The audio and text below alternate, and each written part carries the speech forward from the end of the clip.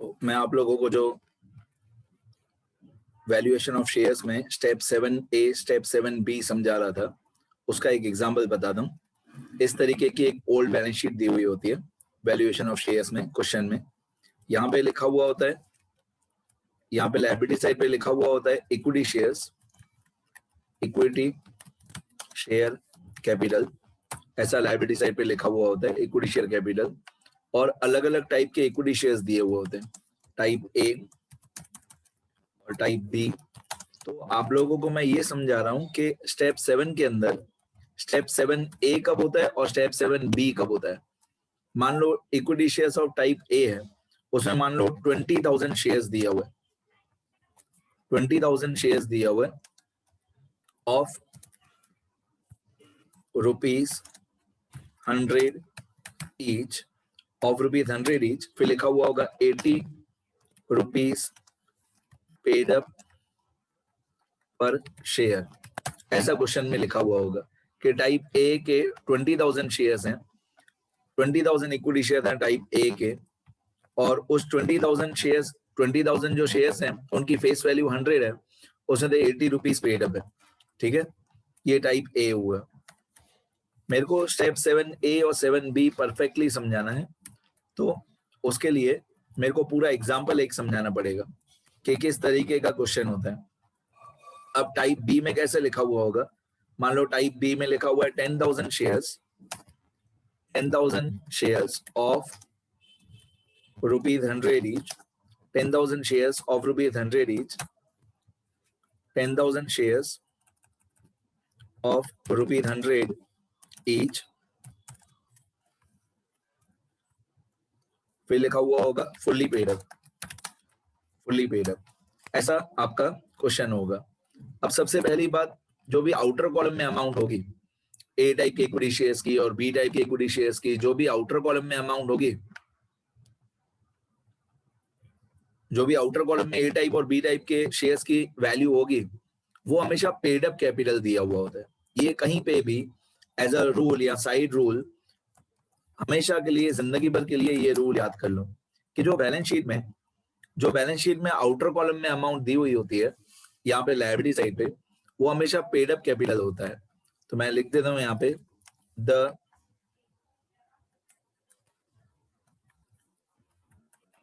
Always the paid up capital is given on liability side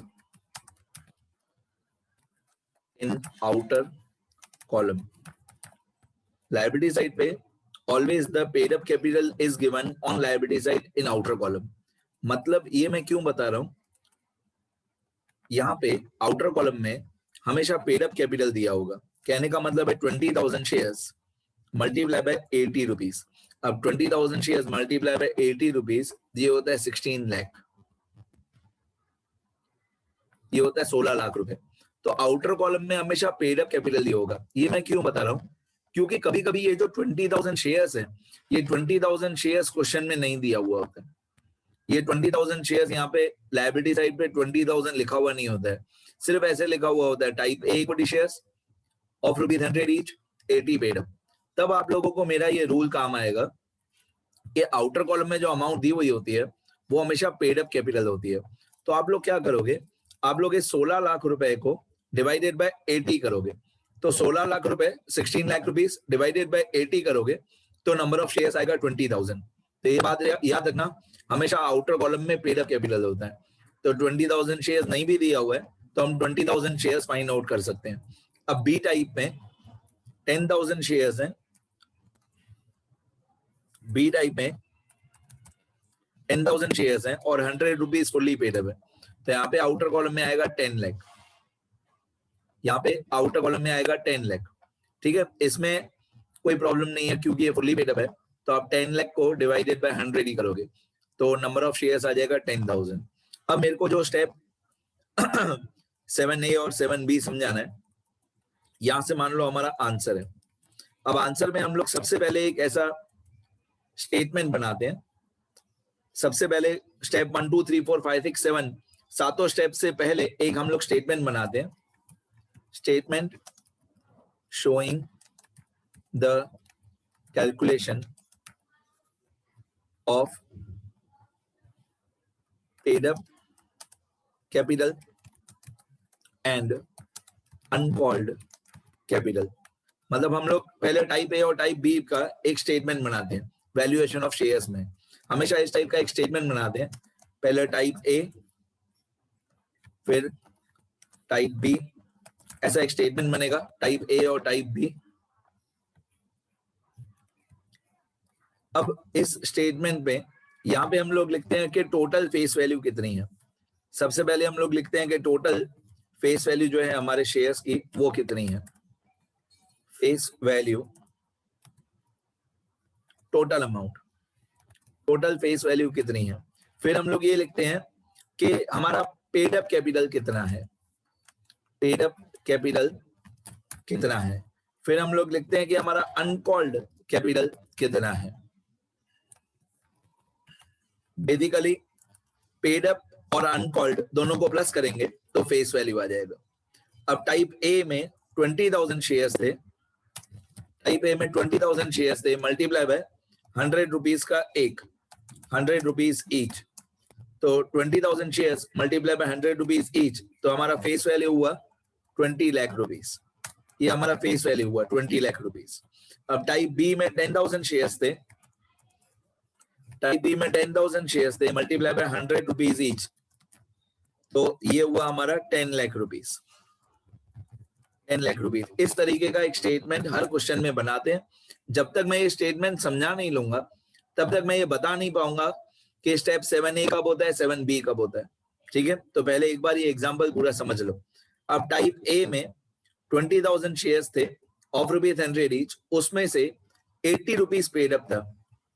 कितना paid up था, 80 rupees, तो 20,000 shares multiply by 80 rupees, तो type A में paid up capital था 16 lakh, 16 lakh rupees. ठीक है, अब 20,000 शेयर्स में 80 रुपीज पेड अप था, तो बाकी अनकॉल्ड कितना हुआ, 20 रुपीज। अनकॉल्ड कितना हुआ, 20 रुपीज, मतलब 20,000 शेयर्स पे 100 रुपीज फेस वैल्यू था, उसमें 80 रुपीज पेड अप था, तो बाकी 20 रुपए अनकॉल्ड हुआ। तो अनकॉल्ड मनी कितना हुआ, ये आएगा 4 लाख रुपीज। अनकॉल्ड मनी आएगा 4 लाख रुपीज। अब टाइप बी, टाइप बी में 10,000 शेयर्स हैं of rupees 100 each, 10,000 share of rupees 100 each, और ये फुल्ली पेड अप है। फुल्ली पेड अप है मतलब सारा का सारा 10 लाख रुपीज जो है वो फुल्ली पेड अप है। तो अनकॉल्ड कितना हुआ, अनकॉल्ड होगा 10,000 शेयर्स पे 0 रुपीज, मतलब 100 रुपए का शेयर था, 100 रुपए का शेयर था टाइप बी का, वो पूरा का पूरा 100 रुपए फुल्ली पेड अप था, तो अनकॉल्ड अमाउंट कितना हुआ, 0 रुपीज, 0 रुपीज हो गया। इस तरीके की एक स्टेटमेंट हमेशा हम लोग बनाते हैं जब भी वैल्यूएशन ऑफ शेयर्स चैप्टर हो। ठीक है, और टाइप ए टाइप बी कभी कभी एक ही टाइप का शेयर दिया होगा, कभी कभी 2 टाइप के शेयर्स दिए होंगे इक्विटी शेयर्स, कभी कभी 3 टाइप के इक्विटी शेयर्स होंगे।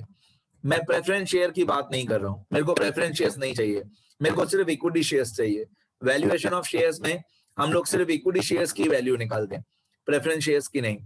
तो इस टाइप की एक स्टेटमेंट बनाते हैं, जितने भी टाइप के इक्विटी शेयर्स हो, type A type B type C, एक टाइप हो, 2 टाइप हो, 3 टाइप हो, जितने भी टाइप हो इक्विटी शेयर्स वो यहाँ पे लिख दो, फिर फेस वैल्यू लिख देने का, फिर पेड अप कैपिटल लिख देने का, फिर अनकॉल्ड अमाउंट लिख देने का।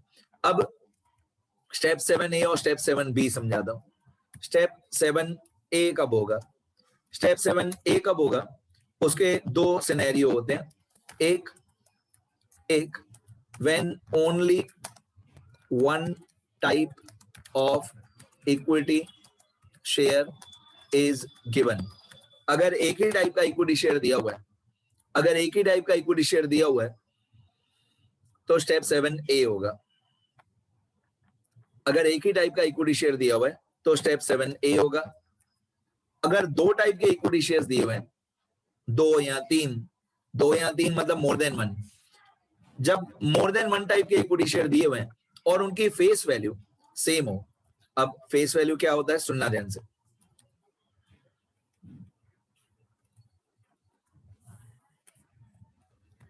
ये जो फेस वैल्यू है टाइप ए का भी 100 है, टाइप बी का भी 100 है, तो यहां पे स्टेप 7A होगा। When more than one type of equity shares are given, when more than one type of equity shares are given and their face values are same. When more than one type of equity shares are given and their face values are same, तो step 7A होगा. Step 7A के अंदर formula कौन सा होता है, calculation कौन सी होती है, वो बाद में. पहले ये तो फर्क समझो कि 7A कब होगा, 7B कब होगा. कैलकुलेशन तो बहुत इजी है, फॉर्मूला बहुत इजी है, लेकिन पहले ये डिसाइड करना है हमको कि 7A और 7B कब होगा. या तो 7A होगा या तो 7B होगा. ओके, तो वैल्यूएशन ऑफ शेयर्स में टोटल 7 स्टेप होते हैं. पहले 5 स्टेप हुई वैल्यूएशन ऑफ गुडविल वाले. ठीक है. सिक्स्थ स्टेप जो होता है, सिक्स्थ स्टेप होता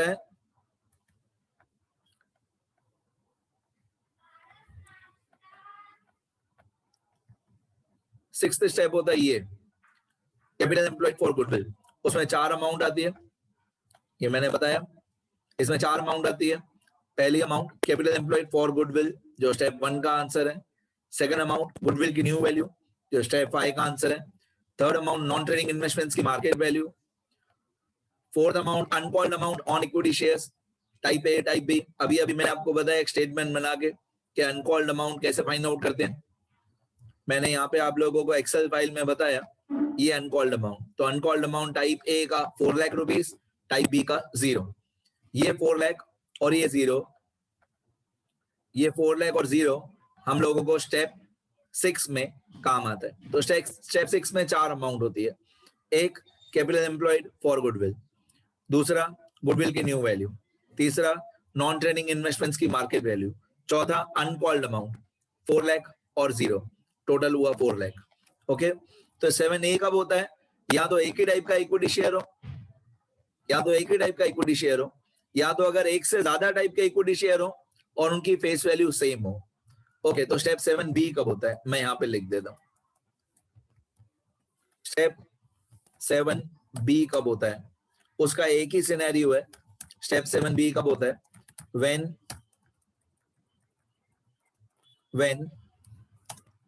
there are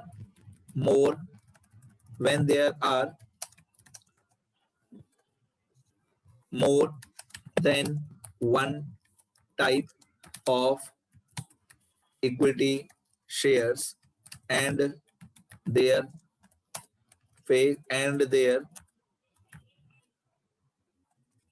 face values are different. When more than one type of equity shares are given and their face values are different. मतलब जैसे पहली बात तो एक से ज्यादा टाइप के इक्विटी शेयर होने चाहिए. अगर एक ही टाइप का इक्विटी शेयर होगा तो स्टेप 7A होगा. अगर एक ही टाइप का इक्विटी शेयर है तो स्टेप 7A होगा. अगर एक से ज्यादा टाइप के इक्विटी शेयर्स हैं और फेस वैल्यू सेम हो 100 तो स्टेप 7A. अब अगर फेस वैल्यू अलग अलग हो, एक का 100 हो और एक का 10 हो, फेस वैल्यू अलग अलग हो, एक 100 एक 10, तो स्टेप 7B होगा. कैसे होगा वो तो मैंने बताया ही नहीं अभी तक. 7B में क्या कैलकुलेशन होती है वो तो मैंने अभी तक बताया ही नहीं. स्टार्ट करने से पहले, स्टेप 7 स्टार्ट करने से पहले ये डिसाइड करते हैं कि A करें कि B करें. ठीक है, तो अगर एक ही टाइप का इक्विटी शेयर है, तो 7A. अगर एक से ज्यादा टाइप के इक्विटी शेयर है और उनकी फेस वैल्यू सेम है 100 तो स्टेप 7A. अगर एक से ज्यादा टाइप के इक्विटी शेयर्स हैं, और उनकी फेस वैल्यू और उनकी फेस वैल्यू अलग अलग है तो स्टेप 7B. ठीक है, इसलिए मैंने पूरा बैलेंस शीट ड्रॉ करके ये स्टेटमेंट बना के पूरा आपको समझाया. इस तरीके से ओल्ड बैलेंस शीट दी हुई होती है क्वेश्चन में. ये स्टेटमेंट हम लोग आंसर में हमेशा बनाते हैं. 3 column, face value, paid up capital, uncalled amount. फिर जब हम लोग स्टेप 7 पे पहुंचते हैं तो A या B दोनों में से कोई एक डिसाइड करते हैं. ठीक है, लिख लेना सब कुछ बेटा.